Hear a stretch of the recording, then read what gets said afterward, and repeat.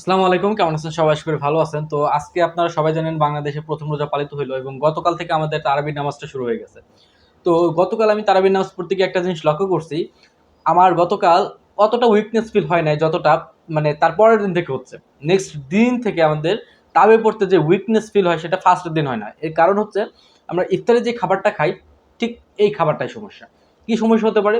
এটাতে আমরা ফ্যাট জাতীয় খাবার, তৈলাক্ত খাবার এগুলো ভাজাপোড়া এগুলো বেশি খাই। যার জন্য কিন্তু আমাদের শরীরে প্রপার নিউট্রিশন প্রোটিন এগুলো যায় না। আর এই নিউট্রিশন প্রোটিন না যাওয়ার কারণে কিন্তু ব্রেন বুঝে না যে আমাদের শরীরে এনার্জি আছে নাকি নাই। এনার্জি যদি না থাকে কি প্রোভাইড করবে ব্রেন? সো এখানে কথা হচ্ছে তাহলে আমি কি খাবার খেতে পারি? নিউট্রিশন, প্রোটিন এগুলো খাবো? এগুলো খেলে তো আমার মুখে স্বাদ থাকে না। এই সেই হাবি-জাবি সারাদিন না খেয়ে থাকি এমনিতেই। এটার সহজ একটা সমাধান হলো স্পিরুলিনা। আমি প্রতিদিন স্পিরুলিনা খাই, সেহরি এবং ইফতারে। তো এটার লাভ কি?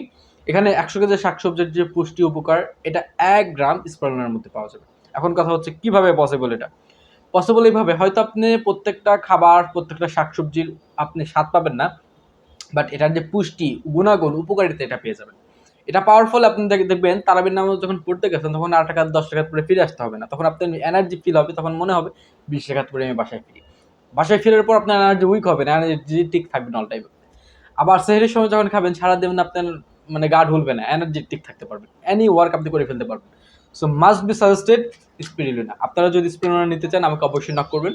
আমি আপনাদেরকে মানে যতটা কম দামে সম্ভব আপনাদেরকে আমি সাপ্লাই দেওয়ার ট্রাই করব। সো আজকে পর্যন্তই। সবাই সুস্থ থাকবেন, ভালো থাকবেন। আল্লাহ হাফেজ।